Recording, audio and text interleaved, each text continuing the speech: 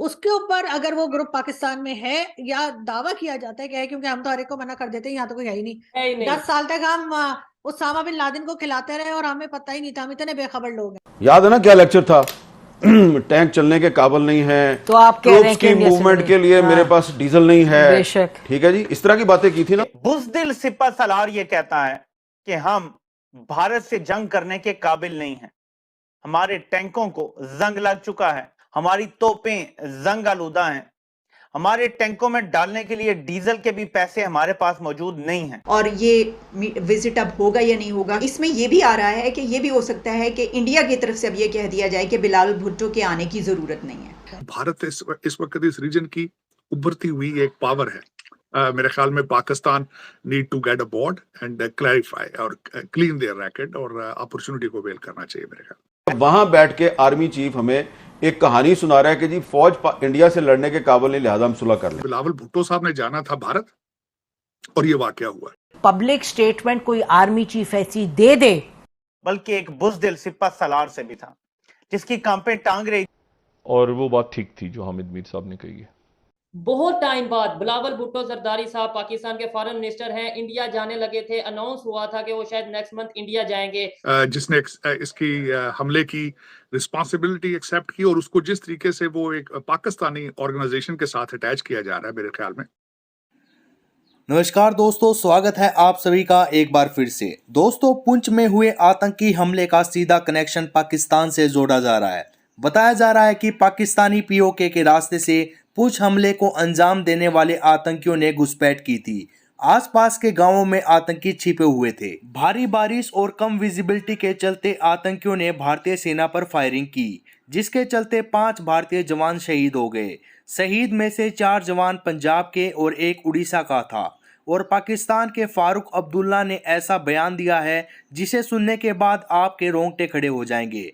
फारूक अब्दुल्ला ने कहा, जब तक भारत और पाकिस्तान के बीच बातचीत शुरू नहीं हो जाती तब तक ऐसे हमले होते रहेंगे। फारूक अब्दुल्ला के इस घटिया बयान को लेकर पाकिस्तानी मीडिया का क्या कहना है, आइए जानते हैं इस वीडियो में। मैंने जो खबरें आपको बताई, मैंने इसलिए बताई कि पाकिस्तान और इंडिया कहाँ एक दूसरे के हम बड़े वो थे कि जनाब चलें, दोनों कंट्रीज़ एक दूसरे की तरफ बढ़ रहे हैं। और अब ये जो मीटिंग होगी और हमारे फॉरेन मिनिस्टर जा रहे हैं, तो ये क्या फॉरेन मिनिस्टर का विज़िट से पहले ही ये सब कुछ हो रहा है? क्यों हो रहा है ऐसा? और ये विज़िट अब होगा या नहीं होगा, इसमें ये भी आ रहा है कि ये भी हो सकता है कि इंडिया की तरफ से अब ये कह दिया जाए कि बिलावल भुट्टो के आने की ज़रूरत नहीं है।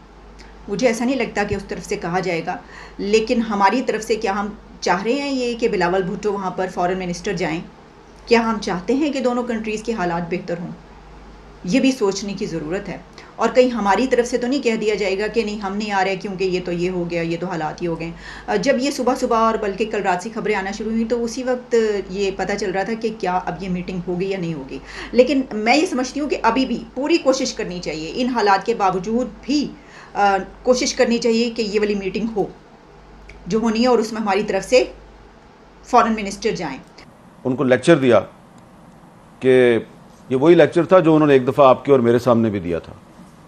याद है ना क्या लेक्चर था? टैंक चलने के काबिल नहीं है, तो आप कह रहे हैं ट्रूप्स कि की इंडिया से मूवमेंट लड़े। के लिए हाँ, मेरे पास डीजल नहीं है। बेशक। ठीक है जी, इस तरह की बातें की थी ना। नॉर्मली ऐसा आर्मी चीफ के कोर्ट मार्शल होना चाहिए। और मुझे अब कहना पड़ेगा, मैं अंदर कमरे में कहती रही हूँ, बट मुझे कहना पड़ेगा कि इस तरह नहीं होता। 20-25 सहाफियों को सामने बिठा के आप उनको कह रहे हैं कि पाकिस्तान आर्मी लड़ने के काबिल। इसका मतलब आप दुनिया को बता रहे हैं 25 सहाफी, फिर 25 सहाफियों के पास तो बात नहीं रहती इन द वर्ल्ड। जबकि उस वक्त भी हमें यकीन था, जब वो ये कह रहे थे तो मुझे उस वक्त भी यकीन था ये गलत कह रहा है, और आपने उसको कन्फ्रंट भी किया था, बल्कि आपका तो मुंह लाल हो गया था, इतने गुस्से में आ गई थी आप। ठीक है, ये GHQ वाली बात है, मुझे याद है NDO वाली बात नहीं कर रहा। नहीं, एडिटोरियम की बात। एडिटोरियम जहां पे वो कोर कमांडर्स कॉन्फ्रेंस होती है, वहां बैठ के आर्मी चीफ हमें एक कहानी सुना रहा है कि जी फौज इंडिया से लड़ने के काबिल नहीं, लिहाजा हम सुलह कर लें। हमने कहा था आपने अजित डोवाल के साथ इनको क्यों भेजा था जनरल फैज को बात करने, याद है? जी। कि वो अच्छा, अब उसमें जो हमारा फॉरेन ऑफिस था उसको इन्होंने वही लेक्चर दिया जो उन्होंने आपको और मुझे दिया था। हमने ये देखा कि हमारे फॉरेन मिनिस्टर बिलावल भुट्टो के जाने की जैसे ही बात शुरू हुई तो उसके बाद फिर से हालात पैदा हुए इंडिया है वहां पर, फिर उनकी तरफ से ये ब्लेम किया जा रहा है, कहा जा रहा है पाकिस्तान के कुछ जो तंजीमें उनके ऊपर कहा जा रहा है कि उन्होंने करवाया, पाकिस्तान ने भी इसके ऊपर जो है वो जवाब दे रहा है कि हमारे ऊपर इसका मलबा डाला जा रहा है वगैरह। इससे मुझे लगता है कि हालात आपको लगता है कि ठीक रहेंगे, क्या हम आगे की तरफ बढ़ रहे हैं?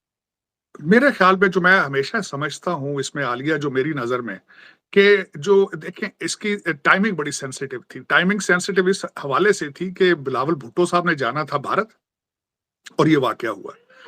इसमें ये जरूर मैं कहूंगा कि कोई तीसरी ऐसी कुव्वत इसमें मौजूद है जो चाहती है कि पाकिस्तान और भारत के रिलेशनशिप ठीक ना हो।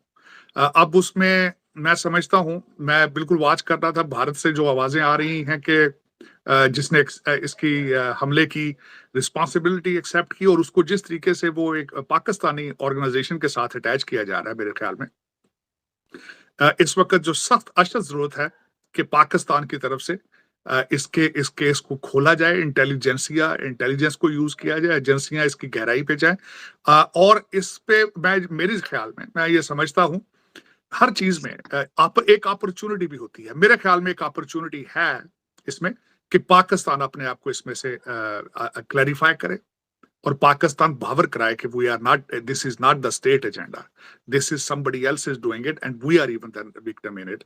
तो मेरे ख्याल में जिस तरह मैंने कहा कि हर चीज के अंदर एक अपॉर्चुनिटी मौजूद होती है, तो पाकिस्तान को चाहिए उस अपॉर्चुनिटी को अवेल करे और अपने आप को क्लैरिफाई करे, not in front of even then Bharat, पूरी दुनिया के सामने एक अपॉर्चुनिटी है कि पाकिस्तान अपने आप को क्लीन करे कि we have change the policy, we are not, it's not a state sponsoring organisation और समथिंग। मेरे ख्याल में और उससे आगे बढ़ा जा सकता है। भारत को भी उससे ना सिर्फ पावर कराया जाए, क्योंकि भारत इस वक्त इस रीजन की उभरती हुई एक पावर है। मेरे ख्याल में Pakistan need to get aboard and clarify और क्लीन देयर रैकेट और अपॉर्चुनिटी को अवेल करना चाहिए मेरे ख्याल। ठीक। अच्छा साजिद साहब, आपके लिए सवालात बहुत से आ चुके हैं। पहले मैं सुमन चटर्जी हैं जो कह रही हैं, will Pakistan find a visionary leader who could re-engineer Pakistani society to walk path of development for all citizens irrespective of class or sex? देखिए, इस वक्त अगर जाती तौर पे मुझसे पूछा जाए तो एक तजर्बा हुआ था आज से 4 साल पहले, जिसमें मैं खुद शामिल था उस तजर्बे को साथ दुआएं करने के लिए, सपोर्ट करने के लिए। अनफॉर्चुनेटली अब उसके बारे में 2 ओपिनियन आ रही हैं। उसमें 2 ओपिनियन ये आ रही हैं कि खान साहब ने 4 साल तो मायूस किया, लेकिन उसके खान साहब के हर स्टेप को इस वक्त नोट किया जा रहा है। अगले दिन उन्होंने जो MPA के टिकट दिए, उनके लिस्ट देखी जा रही है कि क्या हो रहा है।